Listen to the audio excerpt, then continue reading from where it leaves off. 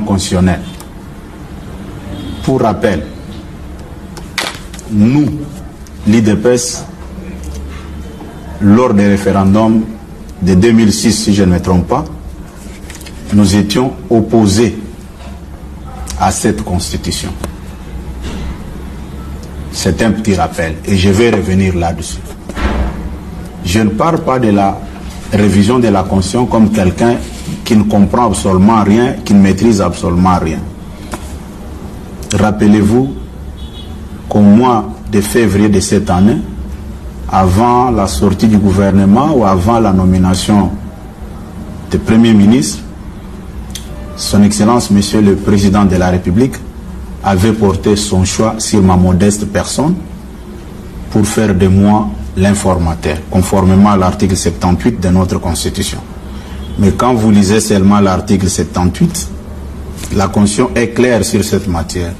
L'informateur travaille pendant 1 mois et renouvelable une fois. C'est-à-dire, d'une manière générale, l'informateur a un mandat de 2 mois. Or, l'année là, c'est l'année de début de mandat du chef de l'État. Sur les 12 mois qui constituent une année, le chef de l'État va attendre 2 mois que l'informateur va consommer. Pendant cette période encore, il y a la période de contentieux électoral au niveau de la Cour constitutionnelle. Et la Cour constitutionnelle aussi a son timing pour traiter tous les dossiers qui touchent aux élections législatives. Et ça prend aussi du temps. Et pendant la même période, l'informateur est obligé de suivre ce qui se passe à la Cour constitutionnelle. Pourquoi? Tu peux identifier une majorité. À titre d'exemple, un regroupement peut être proclamé par la CENI qu'il a au moins 16 élus nationaux, mais quand les dossiers arrivent au niveau de la Cour constitutionnelle, la Cour se prononce autrement. Soit ça diminue, ou soit les regroupements gardent le nombre de ces élus. Je prends un exemple. Il y a le regroupement 4AC qui, pendant la période où la CENI avait proclamé les résultats, ces regroupements avaient 16 élus nationaux. Mais quand les dossiers sont partis à la Cour constitutionnelle, ils sont ressortis là-bas avec 13 députés nationaux. Et c'est un exemple que je donne. Il y a eu des cas pareils dans certains regroupements. Et vous allez voir que l'informateur, pour avancer, il sera obligé d'attendre les résultats finaux de la Cour constitutionnelle. Une fois que la Cour dépose son rapport, l'informateur finalise son travail. L'informateur va voir le président de la République. C'est toujours la Constitution. Le président reçoit les rapports, il regarde l'identification de la majorité et le président nomme le Premier ministre selon son pouvoir discrétionnaire conformément à la Constitution. Le Premier ministre nommé ne peut pas entrer en fonction si le Parlement n'a pas donné son quitus. Regardez par exemple, au Sénégal, le président est élu aujourd'hui. 1 jour après, 2 jours après, il passe directement à la nomination du Premier ministre. Qui nous a dit que les hommes intelligents sont seulement au sein de la majorité parlementaire, sont seulement parmi les politiciens? Même au niveau de la société civile, on peut trouver un oiseau rare qui peut bien former le gouvernement, qui peut bien faire le travail. Mais vous allez remarquer avec moi que le président est toujours avec les 2 mains liées qui bloquent même l'avancement de la chose publique. Et nous ne pouvons pas accepter ça. Nous sommes obligés de soulever tous ces problèmes-là. Moi, je vous parle comme ancien informateur, j'ai connu de sérieux problèmes.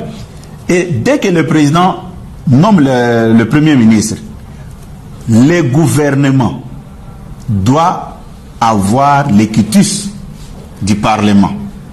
Comment est-ce que le Parlement peut donner son aval sur le gouvernement si les députés ne sont pas proclamés définitivement par la Cour constitutionnelle. Il y a un problème qui se pose.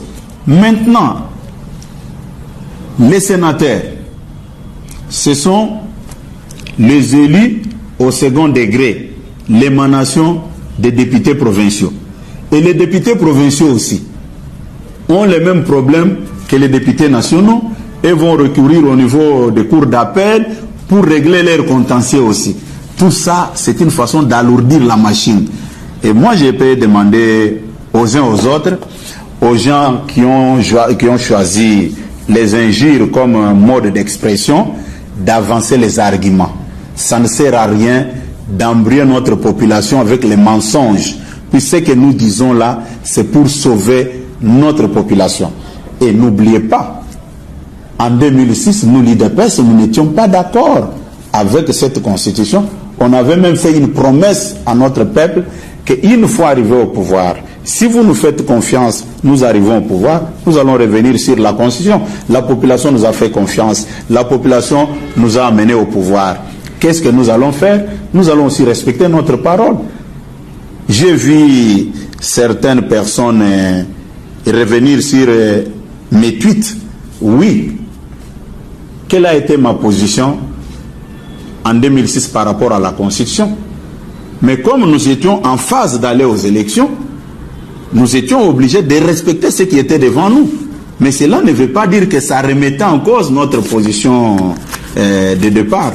Même mes frères qui sont de l'autre côté, ce que j'ai dit là est connu par les anciens de l'IDPS comme moi. Je ne parle pas des gens qui nous ont rejoints dans les combats en 2017, en 2016, en 2018. Non, je m'adresse aux anciens de l'IDPS. La population a fait sa part des choses. Nous, en tant que force politique qui avait pris l'engagement avec la population, nous sommes dans l'obligation de respecter nos engagements. Regardez même l'affaire de la loi Bakajika de 1973, où les sols et les sous-sols revenaient d'office à l'État. Aujourd'hui, ils ont voulu brouiller avec d'autres vocabulaires, que non, l'État exerce sa souveraineté sur les eaux, forêts, ainsi de suite. Non. Il y a beaucoup de choses qu'on doit revoir dans notre constitution. Quand vous regardez les États-Unis, la France, quand ils revisitent leur constitution, ça ne pose pas de problème. Pourquoi ici les gens sont très agités? Je pense que tout responsable politique sérieux ne peut pas aller à l'encontre de la révision constitutionnelle. J'avais dit ça le dimanche, même la loi électorale aussi pose problème. Il y aura des réformes dans beaucoup de lois. Je prends à titre d'exemple la loi électorale, avec les problèmes d'essai. Quelqu'un élu massivement, mais on peut l'empêcher sous prétexte que son parti n'a pas atteint les seuils. Tout ça sont des problèmes. Et il faut se regarder en face, aborder les problèmes avec tous les sérieux possibles, au lieu de chercher des médias à 14 heures, manipuler la population. Non. Nous sommes des légalistes, nous sommes des respectueux de nos paroles. En 2006, on avait fait une promesse à la population. Une fois arrivé au pouvoir, nous allons revoir la constitution. Puis c'était une constitution rédigée là où tout le monde connaît, mais en tant qu'élu, en tant que responsable de la première force politique de notre pays, je me vois dans l'obligation de donner des orientations à notre base et à notre population. À cet effet, l'élu de Moamba a même annoncé qu'il entamera dans les jours à venir une campagne de sensibilisation sur les biens fondés de la mise à jour de cette loi fondamentale de la République démocratique du Congo. Moamba. Merci beaucoup.